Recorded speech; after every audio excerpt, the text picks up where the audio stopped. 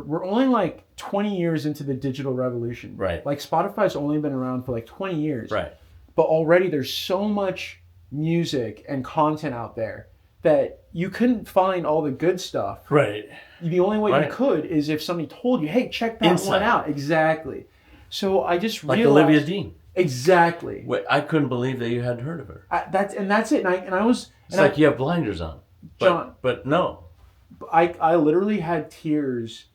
Tears were coming down my eyes because I was like, that's awesome. I was like, how else would I have ever discovered this? That's amazing. If not for somebody just handed it to you. Exactly.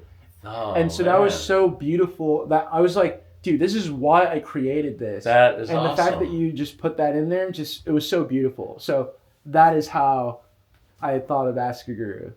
That's why it is. Yeah. It's great. It is great. We love the arts and love discovering great things we might not have ever found through other awesome humans. Together, let's explore the fascinating characters and remarkable tastes from people from all over the world. Today, we're talking to John Luongo, a neighbor, friend, and truly awesome human being. This episode is a glimpse into the mind and muses of a dedicated family man, brilliant coach, and one of the top rock and roll music curators on AskAGuru. Great people leave clues in the books they read, the music they love, the movies they never forget. We uncover those clues because behind every remarkable person is remarkable taste. At AskAGuru, our mission is to share your remarkable taste with the entire world. Let's find out about the art shaping this wonderful human being. Can you name one song that the entire world needs to listen to? Well, yes, I can. I have, it was given to me by my brother as the first album gift I ever got. It's Rolling Stones' Let It Bleed is the album, but the song is Gimme Shelter, and it just rocks. It's the Rolling Stones, the epic, just at their peak. Name one album that the whole world needs to listen to. Yeah, it's the Black Crowes. It's their second seminal album, I think. It's Southern Music Companion and Harmony, I think is what it's called. And it is just everything they do the best. They were kind of talking like the Rolling Stones with the other album, Let It Bleed, but this one with them, just the Robinson Brothers kick butt, and the harmonica play on all the different songs, and how it just has a great acoustic flow of music instead of just sometimes and I enjoy hard rock. Sometimes you need a break, right? You need something that just goes up and down, and that's how they rock, and that's that album. Right on. We got to check that one out. Name one book that the whole world needs to read. A tremendous book that I got years ago, probably about a decade ago or so.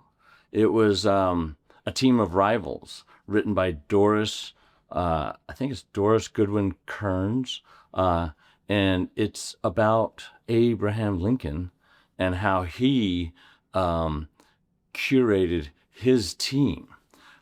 He did not shy away from hiring his rivals on his cabinet, which is fantastic. He saw talent. He didn't see enemies. He saw talent. And that just is a great way to live your life, and to bridge gaps. And so that's one huge part of his legacy, and a great, great book. Name one movie that the whole world needs to watch. It's Platoon by Oliver Stone, Charlie Sheen's first foray into huge, stardom. But it was Oliver Stone had the movie was about Vietnam, and it was the first time they really showed action in a real form. You know how they show movie directors show kind of a shaky move, like you're there, like the camera's on that person's shoulders or that camera's like that person's eyes. So when I left that movie theater, I was shaking. I'm serious. I was just like, oh, oh, it was because it's so graphic and vivid and just amazing. So see it in your friend's home theater. Wow. That is now on the radar. I will definitely check that out. If you could give one bit of advice to all of the awesome people all over the world, what would that be? My wisdom or bit of advice to the world, it's a simple thing. I think it's really it's like that team of rivals. It's just looking for things in people. It's really be nice, be open, because there's so much talent, so many great people in this world. You'll see it every day. I take walks around my neighborhood all the time. My wife and I meet the neighbor, talk. Next thing you know, you're a friend. It's really, it can happen anywhere. So I travel a lot now with my job, and meet people all the time and have a great time. So you never know, so that's, I think, a great thing. Whether you're working, playing, be nice, and you'll find so much fun. Welcome to episode 3 of Awesome Everyday People. John, welcome to the show. Thank you. It's my honor to be here. Can't wait. Couldn't wait for this. I can't wait. I've been waiting all week, and it is here. I'm so excited.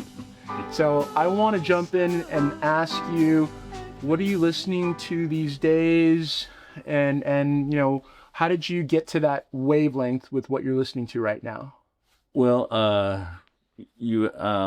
for me, I grew up youngest of 7, 4 older brothers, and in the 70s, and so it was just rock, man. Rock was everywhere. Yeah.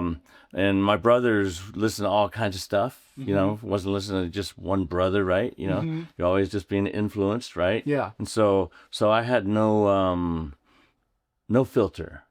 Everything's on, So all kinds of music is just, I love all kinds of music. Nice. And recently, I just went to Friday night and went to Smokehouse on the Main, that's in Santa Clarita. Okay. And saw live music with a band that was playing a tribute to the Eagles.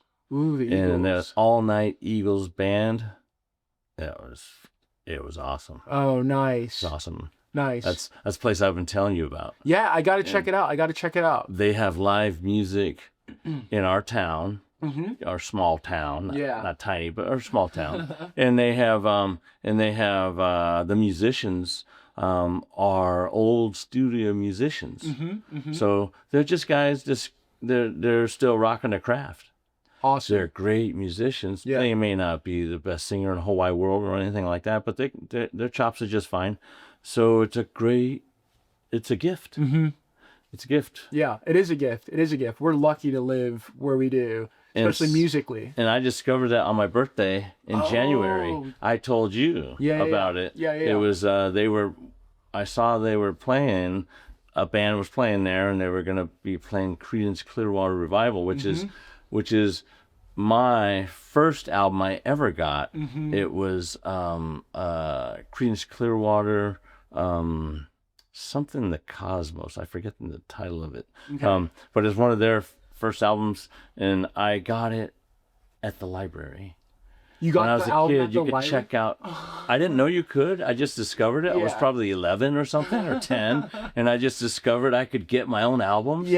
For free. Oh man! And so I checked it out, and you check it out for a couple weeks. Yeah. So I rocked that thing, and so anyways, it was awesome, and so then I got to go see a band cover Creedence Clearwater on my birthday in January in that local place, and that was just awesome. Nice. Awesome. It was I great. got to ask you, because you turned me on to the Eagles, And my brother has a playlist on AskAGuru with one of the Eagles songs. I think it's One of These Nights. Oh, it's great. Oh, I love that song. They have so many epic songs. They do. They're like a fiber in my life. So my wife Laura and I were there, and it was actually her friend's birthday.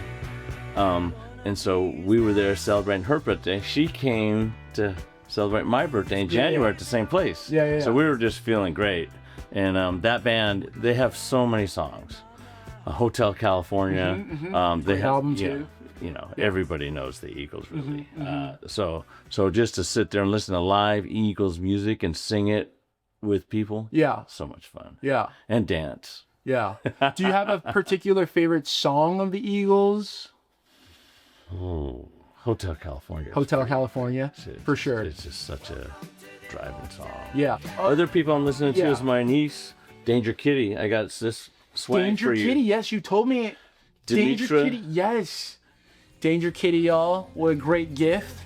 Dimitra Fries and her husband, they have a band up in Redding, California, and they're touring and rocking. I got to go see her about 2 months ago, right next to Lake Shasta. Awesome. I went up there to go fishing. Yeah.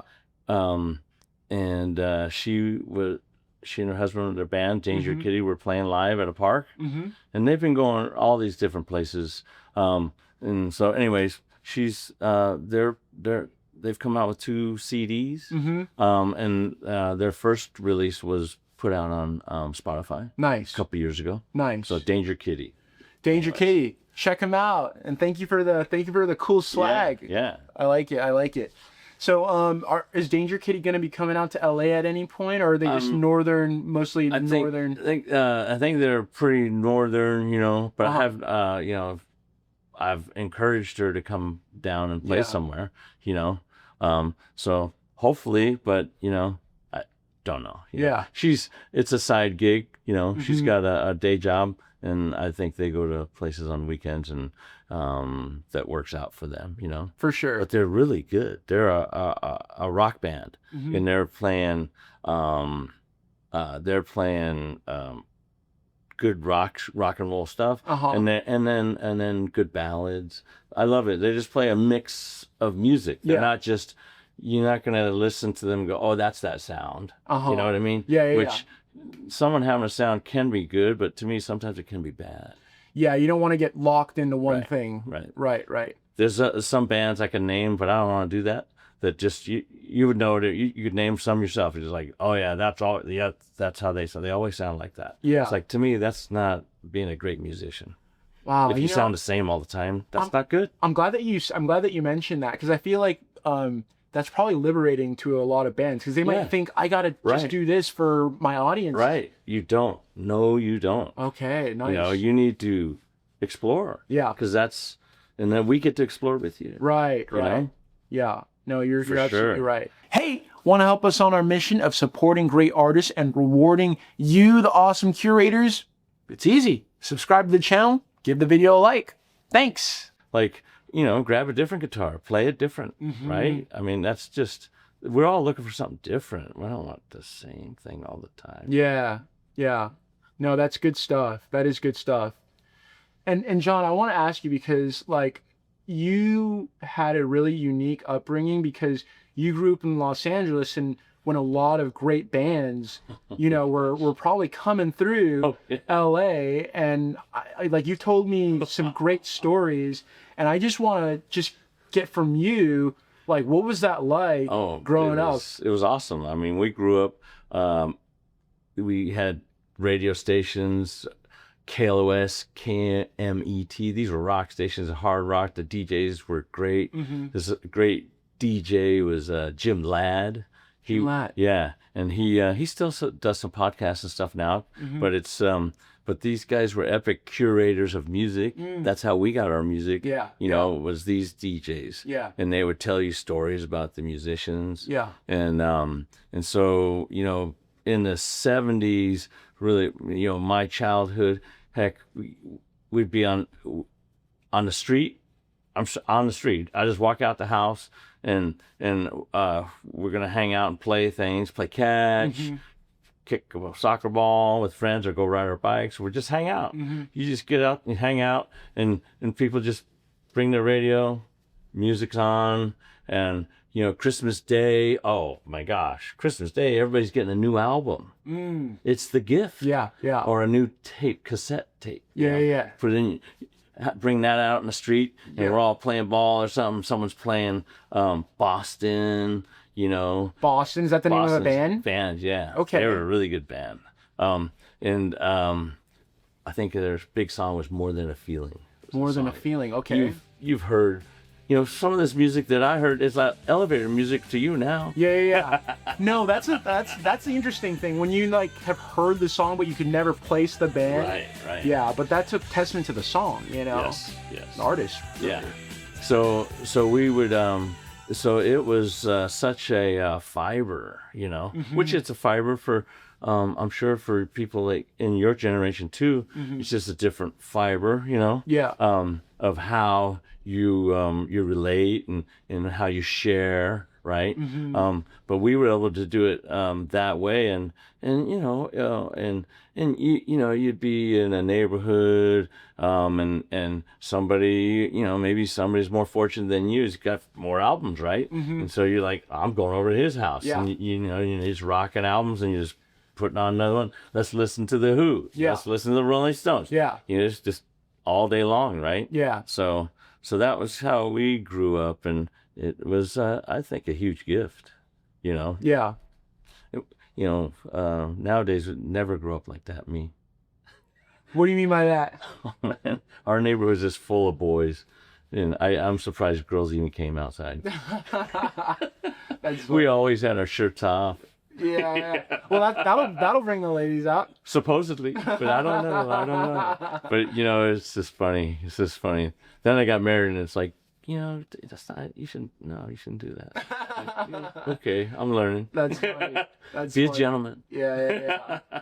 So, in terms of music with your wife, with Laura, what are maybe some like bands or that you guys have seen together, or are there any like musical experiences that you guys have like just gone out to see somebody and just We saw Don Henley from the Eagles live at the Universal Amphitheater, and now that is not even there any longer. It was a great concert location. I believe it was Universal Amphitheater. I could be wrong, but anyways, we saw him live, and I think it was no, I take it back. It was the Forum. Okay. The fabulous Forum before the Lakers moved to the Staples Center. Okay. But it was probably in the 90s, 95 or something, 96, and Don Henley, he was the drummer for the Eagles, and he was a vocalist too, which is kind of rare, Yeah, it is. So he went solo, and we saw him play solo. In the 90s, he was just really doing well, and his music was great, solo too. Yeah. And the experience was that my wife and I always thought about at the event was, it's like, here are the Eagles who were thriving in, say, 1977 when I was a kid. And they are all thriving through the 80s too. They did all they just great. did the Sphere. They're still thriving. Right. But they're amazing, and they're just awesome. We saw Don Henley. What I wanted to get at is, so our take was at the concert. We were like, wow, look around. There's kids who are like, I don't know, 6, 7. Little kids, So wait, eight years old. When was this? Was around concert? 1995. Okay. So we're looking around, we're young adults, like your age at that time, and we're looking around going, oh my gosh, this is amazing. Yeah, just look at all these people, all these different people listening to this rock music. right, the different generations. Yeah, and just having a great time. It was awesome. Yeah. It was like, oh wow. Yeah, that is awesome. We thought we had this great insight, but no, it was everybody knew about this music, and thank God, which is great. Yeah, thank God, that's awesome. So it opened our eyes that way. It was just kind of cool, just a kind of a little revelation. Yeah. But we one of the best concerts I've ever seen is she went with me and my brother and his wife to see, it was Jay Giles' band, and that was at the sports arena, and that was probably in like 1983. You said Jake Isles? Jay Giles. Jay Giles, okay. I don't think I've shared Jay Giles with I don't think you have. They are like the Rolling Stones of America. Okay. They're really hard rocking band. Oh, dang. I'll have to share some music with. Yes, please. Jay Giles band. The Gurus. Peter Wolf was a lead singer. Peter Wolf, He's okay. kind of in that same genre of the Black Crowes, lead singer of Mick Jagger, Yeah. of Steven Tyler. Uh-huh. Peter Wolf was really kind of cool. He was a DJ, and then he became the lead singer of the band. Interesting. So Interesting. he could really talk. He was kind of a rapper. Yeah, you know, in between songs he'd be rapping and stuff. No way. And his songs were kind of that way. Some of them too. But he had the gift of gab. Right, is what right. We called it back then. Yeah. So Jay Giles band. Any of their albums are just, oh man. What was great, I consider that the best concert I'd ever been to, because how they played, they were great musicians, but they played live. They were better live than they were on album. They were really good live. Dang. They were really good on album. Dang. That says even more. They were really good on album. That says the most. But they played solos on everything. Solo harmonica, solo organ, playing the keyboards, solo guitarist, solo bassist, solo drummist. The concert was probably 4 hours. Whoa. So if you didn't have the stamina to rock, you didn't survive. Oh, man. But I survived. Yeah, of course. We survived. Look at this guy. Of course you would. Of course you would. Oh man, we just had a great time. Oh, that's awesome. So they were epic. That was they were really, really good. Nice. I've seen some other good concerts too. Yeah, tell us I haven't about been to a million, but I've seen some really good ones. Tell us all about it. The Cars I've seen live. Okay. And they were quite different. I almost thought they were lip syncing. No way. Because they weren't talking to us as a crowd. They were just doing the set. They're just like, next. Yeah. And they were like, some bands are like that. They want to give you what they've done, and they don't want to stray from it. Yeah. And I appreciate that. But it was weird. Because you're like, hey. Are those guys leaves? Are you? No, it's like, hey, you gonna talk to us? It's like, hey, they're like, next song. Here we go. This is song. Bam. You're like, shit. Next song. Here we go. Yeah. So they were. That's funny. They were. Yeah. So then after a while, I was like, this is so good. I was enjoying it. Oh, okay. Then I'm just like, wow, they're so good. Okay. It was like, you're to listen to them and hear them play as well as they played in the studio is amazing. It is. Because some bands can't even come close to it. Yeah. They don't. It's hard. It's really hard to replicate the recording in a controlled the studio, environment, right? Yeah. And so that was, I think that was their mission, and I appreciated it. After basically kind of going on that ride, it's like, wow, they're really good. Wow, I'm like, they're so good. That's gotta be. Yeah, that's gotta be. That's gotta be a robot. We're not just in a live music. No, that's no. funny. So it's funny. Is that AI? Yeah. So it's funny. Now, that brings to mind something recent. Recently, I told you that on my birthday that I saw this band did Creedence Clearwater, John Fogerty music. Yep. And then Cade, my son, great guy. We got to have him on the show.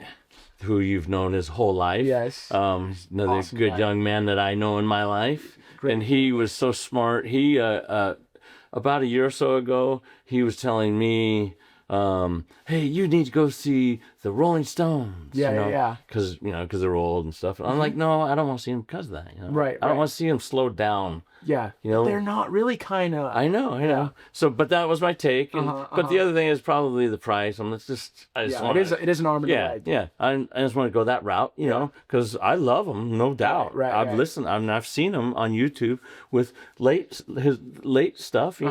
But again, that's my thing. So then he was like, oh, and my wife was saying, him and Laura were saying, no, you got to go. You should go. And I just resisted. I'm like, no, I really don't want to do that. Yeah. And then he goes, well, you should go see John Fogerty. You love John Fogerty. Right. Right. And I'm like, it's kind of the same thing. I don't know. Yeah. And so what happened was he was so smart. He gave me a great gift. He just got tickets to a John Fogerty concert. Nice. And it was at Pachanga, which is in Temecula. Uh-huh. And he said, "You're going." Yeah. That was how you do it, right? Yeah. So, and they were reasonable. It wasn't crazy. Yeah. But it's a great gift. Awesome. So on Mother's Day, he takes me for a Father's Day gift. Yeah. Nice little way to weave that in, man. But we celebrated Mother's Day nonetheless. Yeah. And Mom did get some great gifts for Mother's Day.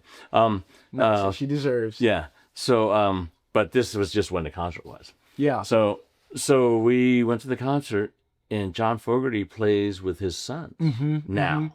His sons are in his band, which is so cool. Way cool. Yeah. And he was so good. Dang. I thought I was going to get the slowed down version, right? Because he's an older guy. Yeah. I think he just turned 81. What? But he just came out with a new album. It's not necessarily new. He's playing a lot of his old hits, but he's a little different. You know, he's not playing them exactly the same. Okay. Which is cool. Yeah. Because that's really cool. Like we're talking about new music, you know. Yeah. It's like you don't have to play that song the same way. He had a saxophone on almost every song. Which he didn't. His original music. It's so like rock, you know. Yeah. And so that was a great treatment, you know, because now the songs were infused with that. Yeah. And anyways, he was so on point. Whoa. And of course, my son, you know, he got to see his old man just, you know, rock and dance to this old song, and he grew up listening to all this music, of course. Yeah. So he you know, he appreciates, he's a big lover of music also. Yeah. And I'm sure when he was younger, he'd probably get tired of me playing, you know, John Fogerty all the time. Yeah, I want to hear that. Or the Rolling Stones all the time. Yeah. Because he'd be like, you just keep playing it, you know, because I'll just, when I'm really loving some music, like an album, I'll just keep playing that album over and over. Yeah. You know, he's like, you're driving me crazy. That's funny. That's funny. But we all do it. We all do that. Yeah. But that's that was just awesome. John Fogerty was so good. It was crazy. That is, you know, I remember you told me that he was on Rogan because I'd seen him on Rogan. Yes. And he did not look that old. I could have sworn he looked like he was in his 60s. Yeah, he looks pretty good. Yeah, he looks good. And he played the whole concert. He wasn't, no, he was surprisingly in shape and just on point, like musician wise. Oh, he's just a great musician, man. Yeah. And he does that all. His life story is amazing. Really? You know, he fought his label because he wasn't getting paid much. Yeah. You know, and that's what happened to these people with their original contracts. So he stopped playing live music for a long time. Dang. Because he like was Prince kind of. Well, yeah. Same exact thing. Right. Same exact thing. Right. Good for them. On the Rogan interview, he's like, "Dang, I should have changed my name." Guy's smarter. He's like, "That guy's smarter than me." You know, be a sign. Well, Prince is a genius. Yeah. All those guys are geniuses. But so he had a big fight, you know, and he did interviews and it was public, but it wasn't, you know, he was just sad, you know, and so we got that from him when you heard his interviews because he's just a real person, you know, human being. Really just a great gift, and so great to see him bounce back, and just thrive. His album Center Field was his bounce back. Center Field, and I know that you put that in one of your playlists, and that's how I was listening to that Center Field song. Day. Yeah, and it's such a slam playlist. You guys have to check that out on AskAGuru. And actually, speaking of that Olivia Dean song, oh my God, you ever heard it? I'd never heard it. Oh, Olivia Dean is awesome. Oh, dude, she is hot. Well, yes, I'm talking about hot. She is, but she's hot artist. Yes. She won a Grammy. And I did a deep dive when I started listening to it. I don't know where I heard it, but I heard it and I started listening to it.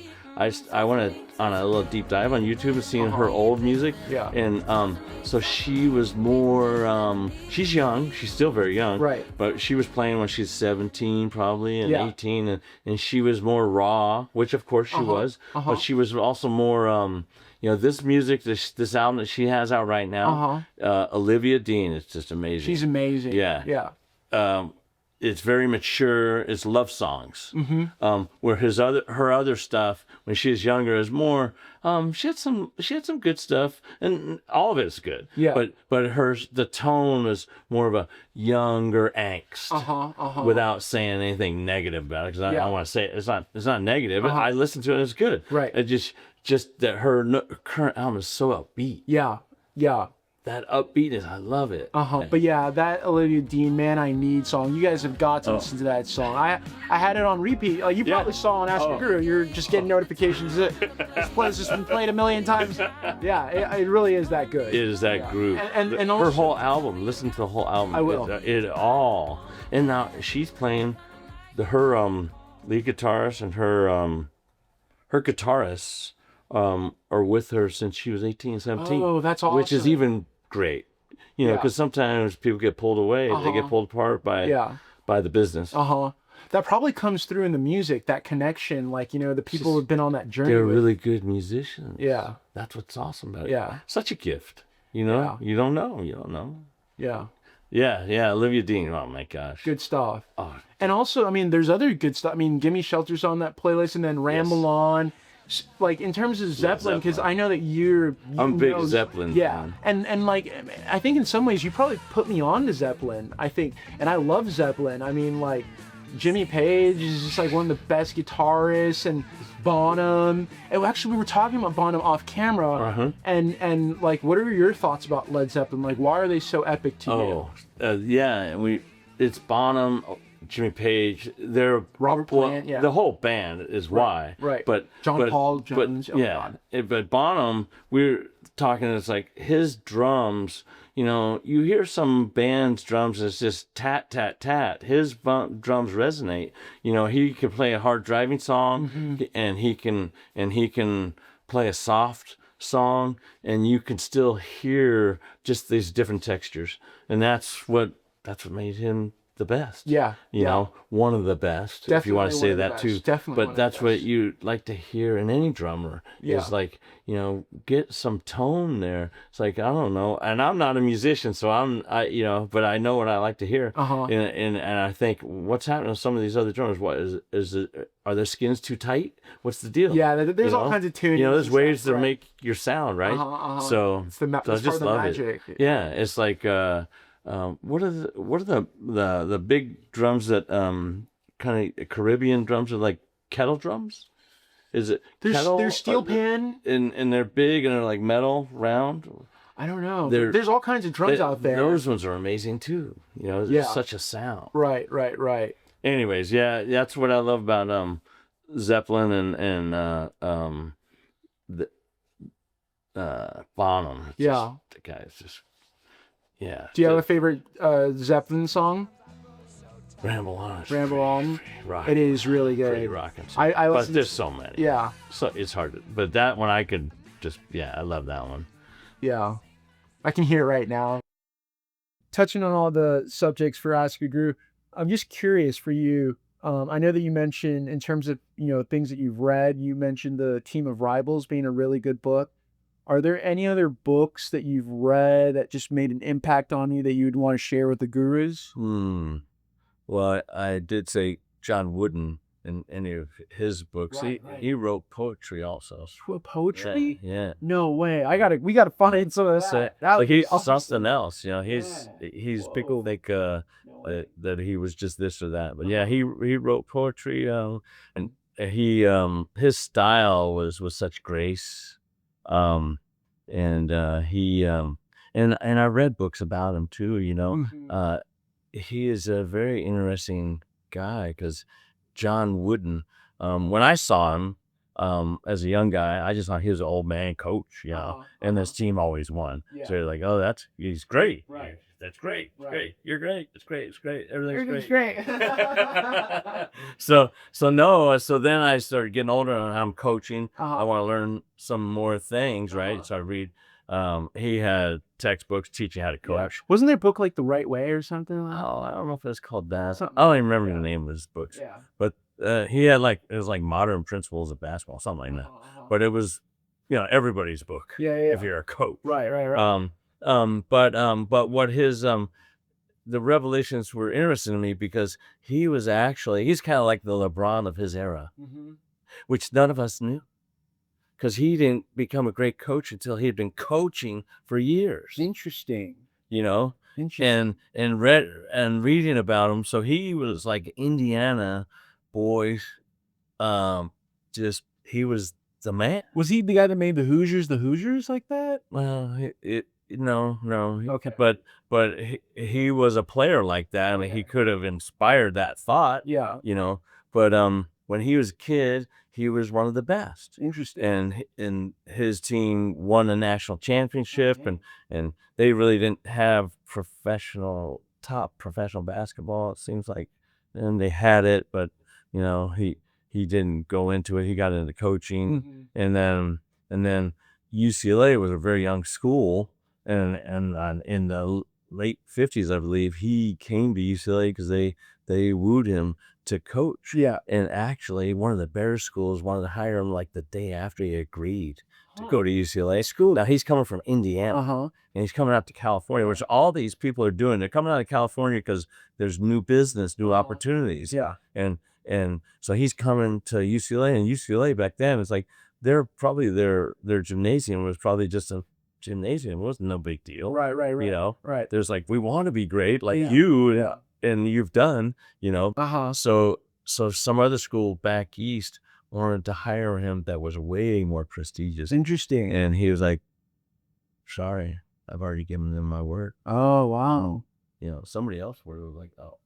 Yeah, just the big money. Sorry, I tripped and fall. I can't go now. All right. I'm going to go up some money, Yeah, I got to go over here. Yeah. No, so Calipari style. Yeah, exactly. So he became the coach out there, UCLA, and he toiled. They weren't famous for a while. Interesting. Wow. And then after about 6-7 years, they started getting better and better. Yeah.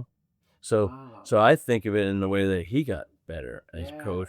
Sure, you gotta have players though. You do have to. It doesn't matter if you're a great coach, you don't have good players. No, it's true. It's true. But it's interesting that you say that because it sounds like there's very much a process, and for somebody to embrace the process, that's like part of the success to it. Yeah. That's what's awesome about it. And so then you see that he went, and also, so you see him as a coach grow. Yeah. But he, as I read some books that he wrote and stuff. He was like, he goes, I when I was a player, I did some things I didn't like. I got nasty. I got upset. And he goes, I never enjoyed that. It's not who I wanted to be. So as a coach, I have a chance to teach people to just be their best and accept that. Yeah. But and so he was very graceful, and he created a lot of graceful help. A lot of people become graceful. Yeah. Like Bill Walton was his coach. Kareem Abdul-Jabbar. Right. I mean, he was Bill Walton's coach. He was Kareem Abdul-Jabbar's coach. Right. It's two of the best basketball players ever in the world. Right. He had a big impact on a lot of people. Yeah.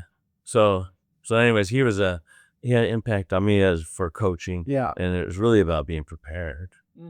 It's like he had some sayings, something along the lines of, if you haven't prepared, something like, if you haven't prepared, you've prepared to fail. It's interesting. That's not the exact quote. I don't have it right now. But that's the gist of it, where he basically saying, get all your ducks in a row, get ready, think of all the things that you can work on in your craft. So as a coach and as a player, do those things, and then you'll be happy to let the chips fall wherever they may. As long as you've given your all, that you're happy. People get it wrong. They think that winning is the only thing, and that's way wrong. It's the process and doing your best. When we see people be their best, it's awesome. We saw Kobe be his best. Yeah. Great. You saw Magic Johnson be his best. We watched like these baseball players, Mookie Betts. Yeah. Freddie Freeman. I'm a big baseball fan. Yeah. Ohtani. Otani works harder than anybody. And so that's why you're the best. You know, there's sacrifices that come with that too. And that's where other people just don't realize it all. You know, interesting. You think they just live this great life. It's like, if you're always working, is that? I don't know. That is an interesting question, but I think on some level it is. If you if you love that thing, That's what I think so. But I'm just saying, other people think like, oh, that would be great. It's like, might not be great for you. Yeah. If you don't enjoy the process. Right. No, many people don't enjoy that process. They can't be great because they can't dig deep and constantly grind. Yeah. You know? Yeah. It's not easy to do. It can be boring as heck. Do the same thing over and over and over again. Yeah. No, it's you're raising a good thing. You know, Really? the reality of what it takes. Yeah. And that's all. That's a really. I'm glad that you mentioned all of that stuff. You know what I used to do with him was awesome. I was learning how to be a dad. You know, and he was like 3, 4, 5. Yeah. You know, and there was something I read. It was like that kids just want you around. You know, you don't have to be everything to them. They just want to know that you're interested and that you're around. You don't have to direct everything, be there. Yeah. Do this, do that. Yeah. You know? So it was like, cool. And I was like, so for sports is really cool because I was understanding, because I knew as an athlete, I'd never want somebody hovering over me, telling me what to do. I'll show them something, but I'm not going to keep telling them you're doing it wrong. Do it like this. Yeah. Hey, you did it wrong again.